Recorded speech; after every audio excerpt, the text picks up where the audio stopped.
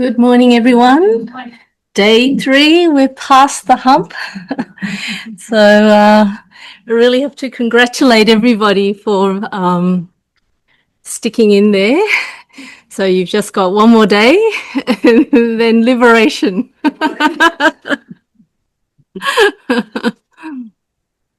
Okay.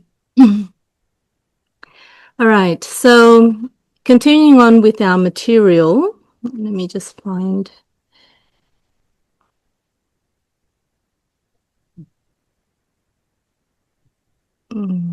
Okay. So basically, so far the talk we're within the material I'm covering is about chapter 4 of The Way to Buddhahood, and this chapter focuses on the practice common to the 3 vehicles, and the 3 vehicles are the Sravakayana, Pratyeka Buddhayana, and the Bodhisattvayana vehicles. And among the 3, Venerable Yin-Shun points out that the target audience is the Sravakayana practitioners. So the practitioners that follow the Buddha, hear his teachings, and because of hearing his teachings, they follow and practice accordingly, and ultimately get to the stage of arahathood, liberation, nirvana. So in terms of the target audiences, we discuss the different groups that the Sravakayana practitioners can be split in based on their personal characteristics. And then we moved to look at the doctrines. So the key doctrines are the 4 Noble Truths. And the first Noble Truth is about the truth of suffering. So we ended up at this particular verse yesterday. And this provides us with the 8 types of suffering as a way to understand this truth of suffering. So yesterday we already covered the first few, which is the suffering of not getting what one wants, and the suffering of meeting with enemies and separation from loved ones. So the first suffering is because of our interaction with the material objects in this world, or it could be immaterial, intangible, such as reputation and fame and so forth. But all of these are external factors that people long for, and when they don't get it, they experience all forms of agitation and so forth, which is what we call suffering. And then the second and third are grouped together because they're basically similar in nature but opposites. One is meeting with those we dislike and separation from loved ones. So meeting with those we dislike can be anything from, family members you don't get along with, but you have to spend time with them during Christmas, Thanksgiving or whatever. College, you wouldn't call them college friends, but, fellow students that you may not get along with, or fellow co-workers that you would prefer to be in another team and not yours, and so forth. So having to be in the same physical location and work with these people that you don't like for some reason can also bring on angst and frustration, and this is also suffering. And then, of course, it's the separation from loved ones, whether it's, the ultimate separation in this life, which is, the life and death separation, or what the Chinese will call the yin and yang separation, where one's alive and one's moved on and so forth. But other separations could be, you've got really close friends and they've decided to go abroad, and you feel that, your connection with them is going to become weak because of that decision, but you can't do anything about it because they want to go on with their life, and you don't want to let them go. So all of that brings on suffering and so forth. And this, 2 and 3 basically relate to the suffering because of our relationships with the people around us, with society. So now we come to the 4th fifth, sixth, and seventh types of suffering among the 8. So fourth is birth, and then aging, illness, and death. So ordinarily, people think that birth is a very joyous occasion. There's a new little life, a new family member, but they often don't think about what comes along with birth. So after birth, there's definitely aging, there will be illness, and in the end, there will be death. So it's very, when we think about it, you know, we go to parties to celebrate the birth of, a family member or a friend's child, and everyone's very joyous. And then you think of the other situations where you have to attend the funeral of friends or families or colleagues, and it's very solemn, very sad, very dampening. But from the Buddhist perspective, if we can take a step back and observe this truth of suffering, then when we see birth, we should know that there will be this process. The process has begun again, basically. So inevitably, where there is birth, there will then be aging, illness, and death is inevitable. So in this respect, aging, illness, and death arise because there is a birth. So if we ponder this rationally, then we need to kind of question, is there really that much joy that comes with the birth of a new life? So, of course, this is not to say, you know, when your friend tells you that they're expecting a new family member, little ones coming along, that you don't be happy for them. But from our spiritual practice point of view, this is a way to remind us that the cycle has begun again. So, in this respect, we can think of birth as the root of suffering, while aging, illness, and death are like the branches, the leaves, the flowers, and the fruit that will come. So essentially, suffering permeates from the roots all the way up to the fruits.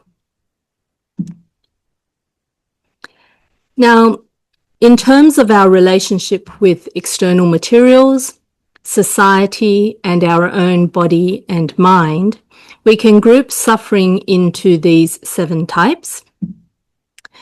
Now, if we investigate things thoroughly, then essentially all these 7 types of suffering exist due to the 5 aggregates. Now, the 5 aggregates are 5 different types of elements, and they refer to the combination that makes up our body and mind. So the existence of this self, this body and mind that is made up of the 5 aggregates, is the core of all the suffering we experience. And when it comes into contact with external materials, with society and the body and mind, then the 7 types of sufferings are unavoidable. So this chart captures the 8 sufferings, but tries to show you how the first 7 stem from the 8th, which is the suffering of the 5 aggregates. So the 5 aggregates are the main body from which suffering arises, and when combined together with the other 7 types, these are collectively called the 8 sufferings in Buddhism.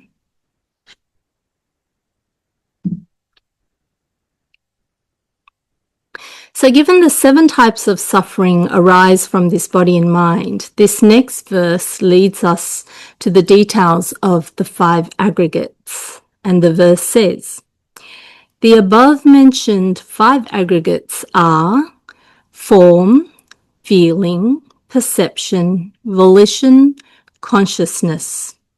The grasping consciousness dwells everywhere. This defiled attachment cannot be separated. So the 5 aggregates are 5 different types of elements, aggregate here means to amass and come together. So similar elements come together, and so each element embodies many types of sub-elements, and hence the term aggregate is used. So each time the Buddha taught about suffering, he would explain it using the 5 aggregates. Now in the sutras, the 5 aggregates are likened to 5 thieves that have knives in their hands ready to attack. So these aggregates are what causes sentient beings to experience stress, while at the same time, it makes us unable to escape from this danger as well. So concerning the 5 aggregates, what exactly are these 5 types of elements? So they are form, feeling, perception, volition, and consciousness. So first, there is the aggregate of form. So form is defined as that which changes and obstructs. Namely, it is something that can obstruct and can be divided. So that which can obstruct has a material body and takes up space, and it can be divided up or broken apart. In modern science, basically this is called matter or material. However, in Buddhism, in the Buddha Dharma, the function that arises from material object is also called form. So basically in Buddhism, we call it form. But to help you understand it a bit more, for those a bit more scientifically minded, it's basically similar to the concept of matter or material. So it takes up space, it obstructs, it can be divided. Now this function, form, refers to the potential for wholesome and unwholesome actions to occur. And this is comparable to the modern day reference to energy as well. Bless you. Now, second is the aggregate of feeling. So the meaning of feeling is to sense and to take in. And when our mind's consciousness encounters an object, the mind senses and takes in that experience, which then gives rise to an emotion. And this emotion can be one of like or dislike, and this process is called feeling. So feeling is the emotional function of our mind. So when we come into contact with something, whether it be an external object and so forth, when our sixth senses comes into contact, we have that sensation, and then it flows through to the feeling of, is this sensation pleasurable? Do I like it? Is this sensation unpleasurable? Is it driving me crazy? And so forth. So that's all part of this aggregate of feeling. Now, third is the aggregate of perception. So perception means to conceive of an image or notion or an idea. And essentially, this is the function of comprehension. And when we comprehend an object, our mind takes hold of that object, and then the function of recognition begins to arise. And when this recognition is combined with our past memory and other thoughts, a concept concerning the object we encounter is then created. So based on this concept, we then give the object various names and descriptions. So simply put, this is where our senses, say for example, our eyes see an object. So we come into contact with it. Then perception works in the way that, okay, we see this object, it's round, it's got some netting-like things, and then we draw from our memory, okay, this is a microphone. So that's how we then recognize what is this object in front of us. Okay, so this is all part of the workings of the aggregate of perception. Fourth is the aggregate of volition. So volition is defined as creating an action. And when an object causes the mind to stir, the mind then determines what actions should be taken to address that particular object. So for example, after the mind undergoes consideration and comes to a decision, it then follows through with bodily and or verbal actions. So volition fundamentally falls under the mental factor of consideration, and it has the function of driving the mind to create actions. So in other words, the function is intention. And so sometimes you will see the translation, some other translators will use the term intention as well. So therefore, all mental activities, no matter how complex, if they are based on consideration or centered around intention, then all these fall under the aggregate of volition. The only exception are the activities that fall under the aggregates of feeling and perception. So hopefully you'll be able to see by now, among these 5 aggregates, the first aggregate of form relates to the body, matter, but then feeling, perception, volition, and consciousness are all mental activities.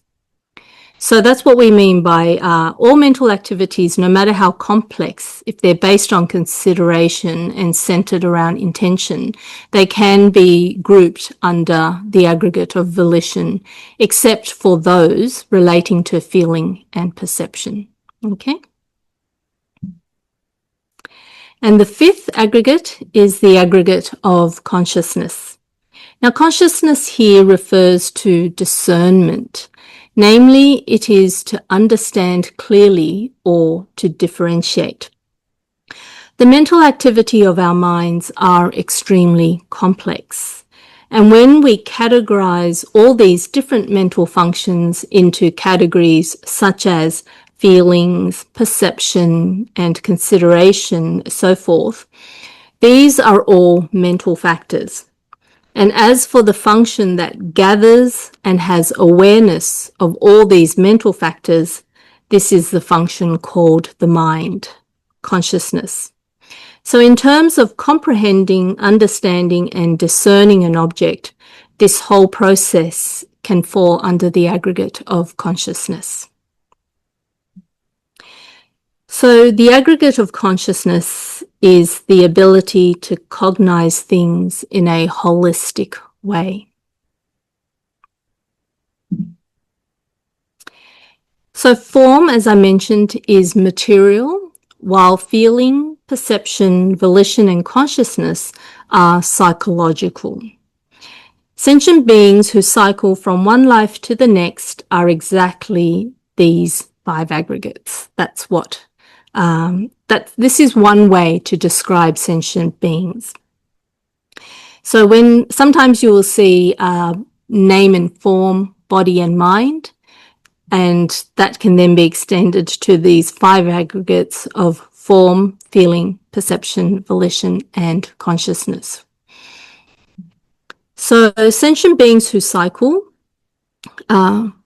through from one life to the next, as the Buddhist teachings say, are made up of the 5 aggregates. Now, what we consider as a self, as us, that which belongs to ourselves or us, cannot be separated from these 5 aggregates. So everything, what that means is everything is nothing other than the activities of the body and mind, and all of this can be embodied under material and psychological factors. So the 5 aggregates of sentient beings are also called the 5 grasping aggregates, or sometimes you'll see it as pursuing aggregates, or the aggregates subject to grasping, clinging. So The reason why there is this additional adjective of grasping and clinging is because they arise from past grasping. That means the present 5 aggregates exist due to the defilement of clinging and grasping. And because the aggregates arise from the defilement of clinging and grasping, unavoidably, their essence is one of suffering. So in the present, these 5 grasping aggregates have arisen, and due to the deluded attachment of grasping onto defilements, therefore suffering continues to pile up. Now, the Buddha taught that there are 4 dwellings of consciousness. Our grasping consciousness, the consciousness that resonates with defilement, cannot do without an object that it attaches to. So that's what we mean by dwelling. Where does the mind dwell? It's because it seeks out a place to attach to. So that's what this dwelling is referring to. So the object that the grasping consciousness abides in is none other than the 4 elements of material form, emotional feeling, recognitory perception, and effectual volition. So the grasping consciousness always dwells in these material and or psychological objects and views them as objects that can be held onto, that can be clung to, or something that can be attained. So basically they attach to it and consider these as places to dwell, places to reside in. So these 4 aspects of being graspable, attainable, residentiary, and attachable reflect the defiled attachment of the grasping consciousness towards the object that it encounters. So it's just like the sticky nature of glue, which cannot be separated from the object that it is stuck to. Now, because of this defiled attachment that this consciousness has towards the object, when the object undergoes change, the mind will then become affected. Being unable to control the object, whether the change brings on pain or joy, in the end, suffering is unavoidable. So when a leaf drops from a tree, one may not be too concerned because one does not have much regard for that leaf. That is, they don't consider it as something dear to themselves. And essentially, it's because they have no attachment to that leaf. But if the object is a person we cherish, a position that we esteem and have worked hard to gain, the wealth that we have accumulated over years of hard work and so forth. So when an object that is closely related to us, closely related to our existence, begins to change, under that threat of change, we then start to experience suffering, and that suffering can accumulate and become unbearable depending on how much we are attached to that object and how severe that object changes. So ultimately, when we lose that object altogether, the suffering can be the most intense at that particular time. So this suffering is all because we attach to and regard that object as part of us, as something that belongs to us. So this defiled attachment of our consciousness towards objects is likened to being caught in a net or thorny bush. In summary, consciousness has the function of dwelling and attachment. The aggregates of form, feeling, perception, and volition are the objects where the consciousness dwells and attaches to. So combined, these are called the 5 aggregates, and they are the locations where all sufferings converge.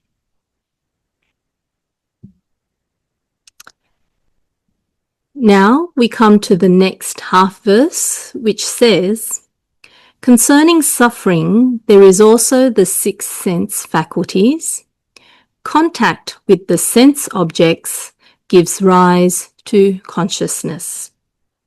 So the body and mind of sentient beings are where suffering and afflictions accumulate. Apart from explaining this using the five aggregates, the Buddha also used the six sense faculties, the 12 cognitive bases, the 6 elements, and the 18 perceptual elements as an alternate way to explain sentient beings and suffering. And this accumulation of suffering can also be explained using the 6 sense faculties. So the 6 sense faculties, of course, are the eyes, ears, nose, tongue, body, and the mind faculties. And the 6 sense faculties are also called the 6 roots, which has the meaning of to grow from. Now, the 6 sense faculties are another way to categorize the body and mind of sentient beings. This approach explains how the 6 roots make contact with their respective objects, which then give rise to different types of sense consciousness. And that in turn leads to the differentiating consciousness. So the 6 sense faculties are like the gates through which all activities of cognition must pass through. It is through these 6 sense faculties that one can give rise to cognition. For example, the eyes, ears, nose, tongue, body are material. That is, they are more related to the physiological faculties that perform the function of seeing, hearing, smelling, tasting, and sensation when the body comes into contact with things, so sensation or feeling. And the Buddha taught that these 6 sense faculties are extremely subtle form elements. So hence, from a medical point of view, he may actually be more referring to the nervous system. So if you think about the faculty of the eye, the way our eyes work, having the eyeball there alone is not enough for us to see, because you need the nerves to then link to the brain and then to bring on the whole function of seeing things and so forth. So in the Buddha Dharma, when they talk about these sense faculties, they refer to them as form objects, form elements. So they're material. So in that sense, roughly speaking, most people will just think about the eye, but if you want to be more particular, it would also have to include the nervous system as well. Now, the mind faculty is the psychological aspect or element that can understand all things and is the basis of consciousness. So the activity of cognition in sentient beings cannot function independently from these 6 sense faculties. So the first 5 are physiological, the actual eyes, the ears, and so forth. And then the 6th is the mind faculty, which then is sort of like the brain that collects all the information from what we see, what we hear, what we smell, what we taste, and so forth, to be able to then holistically compute what is it that we're experiencing, and then that then leads on to a whole raft of mental activities that arise through the activity of cognition. So these 6 sense faculties, or these 6 roots, can make contact with 6 different types of objects. So each faculty has their respective objects, and these are namely the eye corresponds to form, the ears corresponds to sound, the nose corresponds to smells or aromas, The tongue corresponds to different flavors. The body corresponds to different textures, including temperature as well. So not just rough and smooth, but hot and cold and so forth. And the mind corresponds to mental objects. Okay, so that basically tries to encompass the way we encounter and interact with everything in this world. Now, when the 6 roots make contact with the 6 sense objects, then the 6 sense consciousness will arise. And this is referred to as the eye consciousness, the ear consciousness, the nose consciousness, tongue, body, and mind consciousness. So these are just terms to help explain this process that happens when our sense faculty meets with their respective object, because just having an eyeball and having an object together does not explain how we then recognize the object and so forth. So there needs to be this third element of the sense consciousness, which does all the computing aspect. So I think if you think about it, it's a bit like having the camera as the sense object, and then having the object that is being taken, and then all of that has to be connected to a computer, which then computes and lets you then see on the screen what is it and so forth. And in modern day, AI will pop up and tell you you've just taken a picture of XYZ. So that's part of cognition, the function of cognition.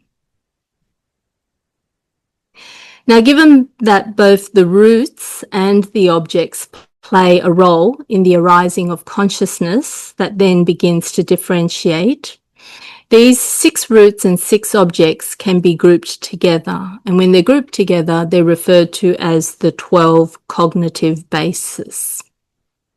So again, this is just to help you understand. Sometimes when you're reading text, you'll see the 6 sense faculties or the 6 senses. That's a bit self-explanatory, but then you might then see 12 bases or 12 cognitive bases.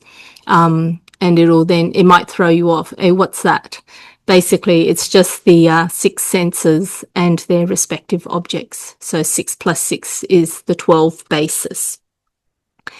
And in terms of our body and mind, the sutras more commonly focus on the 6 sense faculties when they begin to teach. So the 6 sense faculties are the entryway through which one makes contact with the things around them. And then the 6 sense objects, once they've been engaged with, that leads to the arising of the 6 sense consciousness. And so that's why within the sutras and the teachings on the precepts, we're told to guard our sense faculties, guard our gates. And when they say that, it means to guard. When you see something, you need to be on guard and make sure you don't then allow that object and the feelings and attachment for that object to carry you away. So that's what it means to be on guard. You can't stop the eyes from seeing. You can try and close your eyes, but by that time you've already seen the object. So even though you close your eyes, I'm sure it appears in your head already. So things work really fast. But if you don't allow it to progress to clinging and attachment, then that means you've guarded your senses well. Now, once the 6 sense consciousness arise, not only does the function of differentiation towards the object begin to occur, the results all accord with defilements, and namely its attachment to the object. So attachment does not necessarily mean we like everything. Attachment could also mean we dislike the object in that respect. So when we like an object, we want to keep it for ourselves. When we dislike the object, we try to get rid of it and so forth. All of this creates action, but it's still a form of attachment to that object. And once attachment to the object occurs, then this self that is made up of the body and mind will then basically fall into the abyss of suffering. So if we let ourselves go and follow our senses and allow our attachments to run rampant, then basically we're snowballing into suffering. So this next half verse presents another approach to understanding sentient beings and the suffering. So it says, or the combination of the 6 elements is used, worldly beings endure suffering and nothing else. So concerning the suffering of this self that is made up of the body and mind, the Buddha at times focused on the categorization of material aspect, and so used the combination of the 6 elements as the basis to explain the teachings about sentient beings and suffering.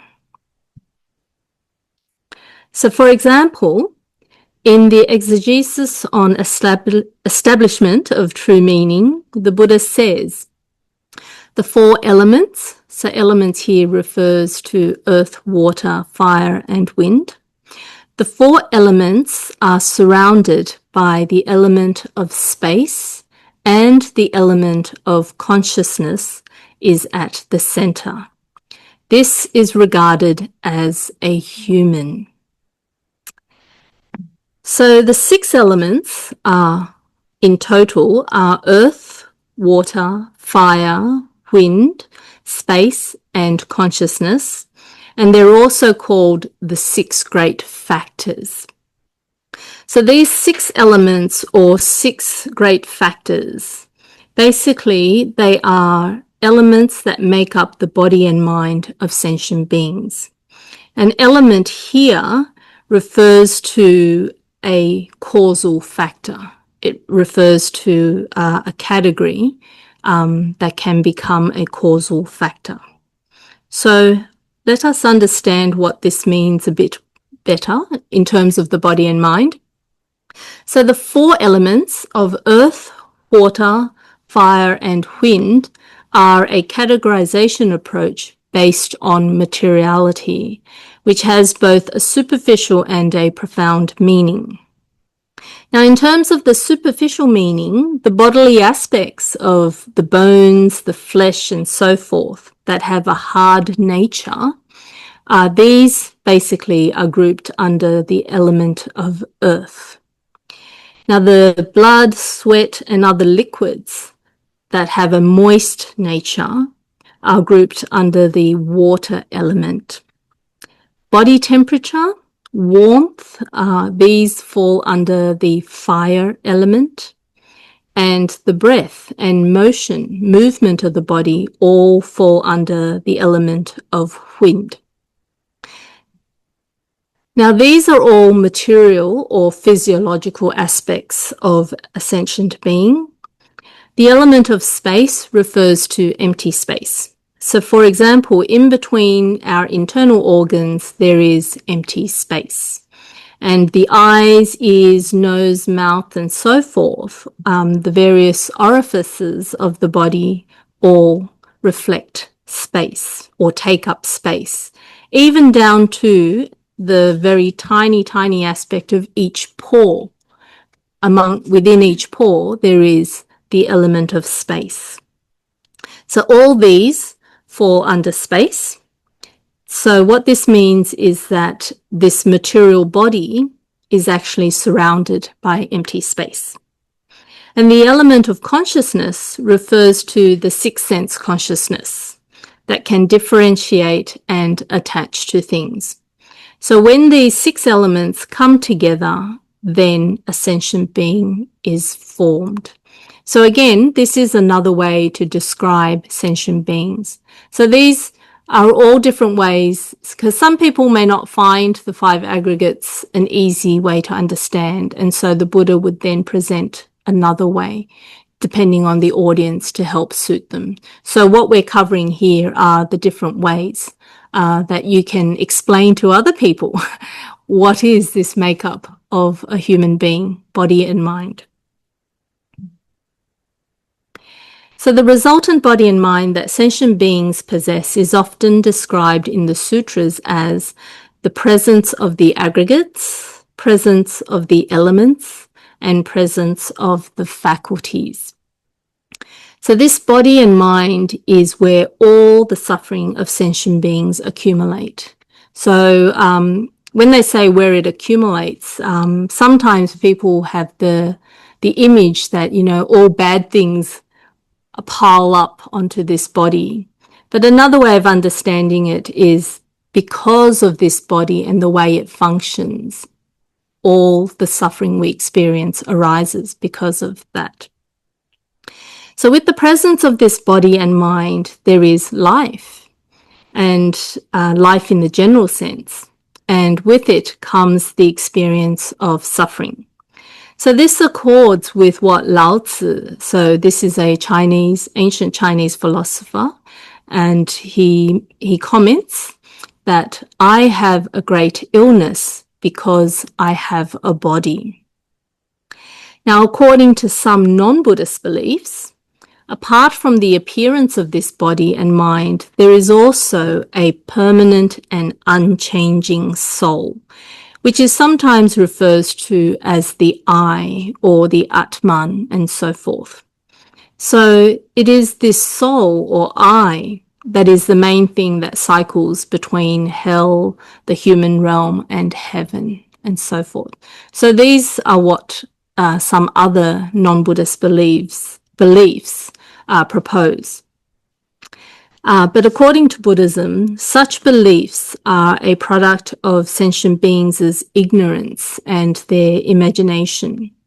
So worldly beings cycle from one life through the next in terms of going from cycling within the 6 realms. As we cycle, we endure all sorts of suffering. And the causes and the resultant suffering continue endlessly.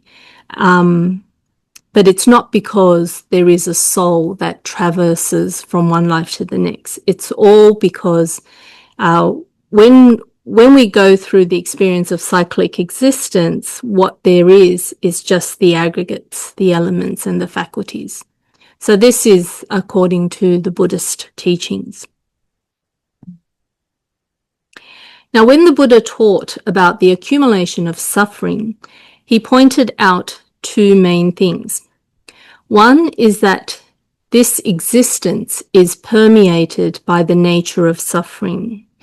As the Sutra on the Buddha's Last Bequest says, human existence is true suffering and cannot yield true happiness. If one does not cultivate the right spiritual practices to its completion, then there's no hope at all of putting an end to suffering.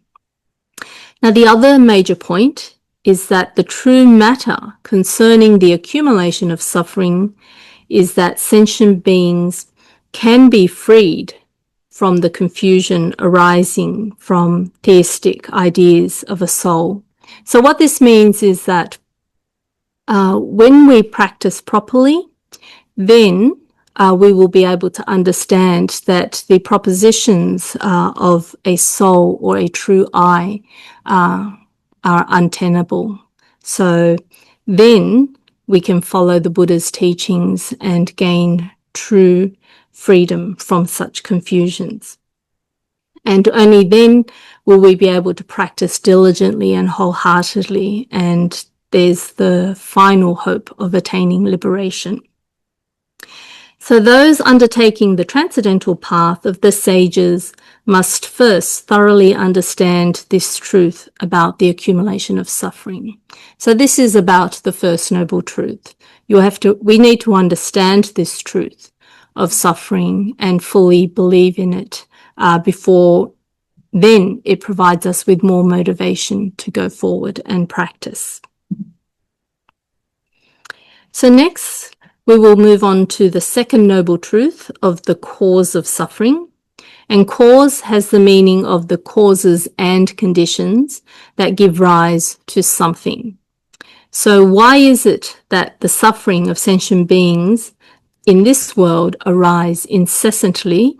And the answer is due to the accumulation of karma.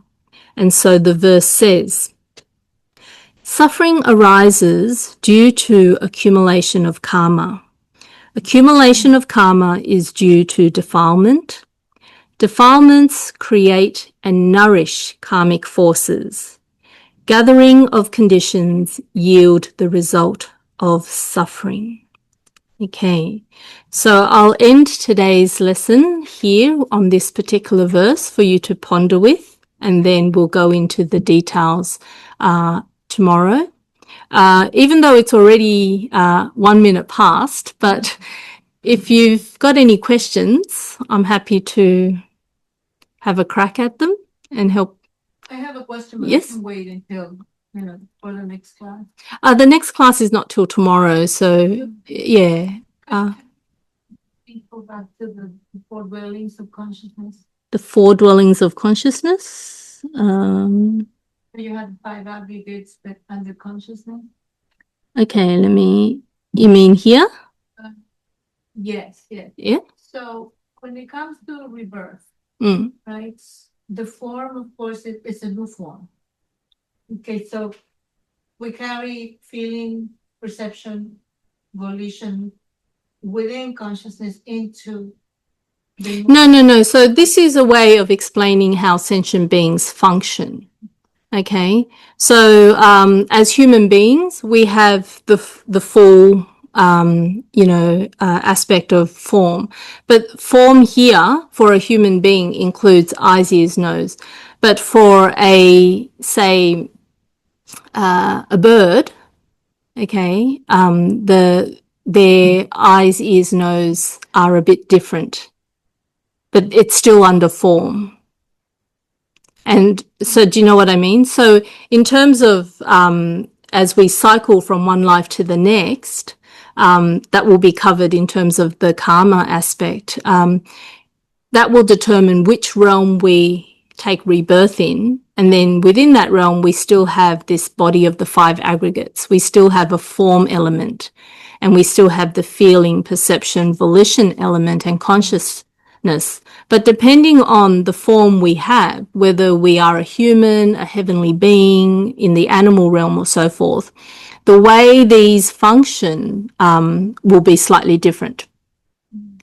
Do you understand? But they're still there in varying degrees. Okay, so it's just like supposedly dogs don't see in color.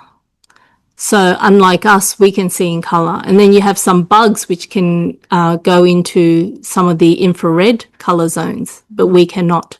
So even though all different realms in terms of form have an eye, but the function of that eye will vary depending on the realm and the form that we have. Yeah. So we don't take that form with us from one life to the next. What this is telling us is that all sentient beings caught in cyclic existence have these aspects. And because of these aspects, suffering arises. Does that help? I did understand the form part, but I wasn't sure about feeling, perception, and volition. In terms of how it works for... You explained it, yeah. Oh, okay. Okay. Rebirth and how they'll carry Yep. it to the next. Yep. Okay. All right. Thank you. You're welcome. Okay. Any more questions? Yes, Henry.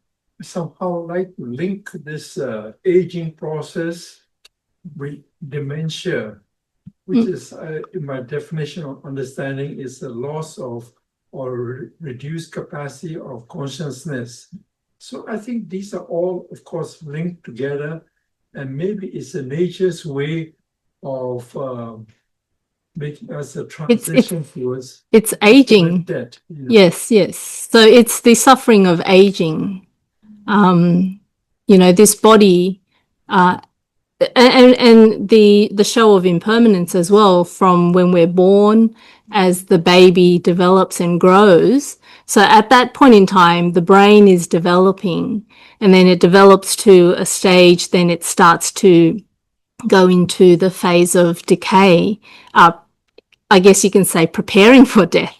The body, another way of looking at it, is the body is preparing for death by slowly decaying. But that's still part of the aspect of form, the physical brain and all that. And that will then affect the psychological elements of feeling, perception, volition. As that form decays, so do these mental activities become affected as well. Yes, I like to think of it as nature's way of preparing for us for anicca, impermanence. Yeah. Or showing us impermanence. Yeah. Okay. All right. So shall we bring this class to an end?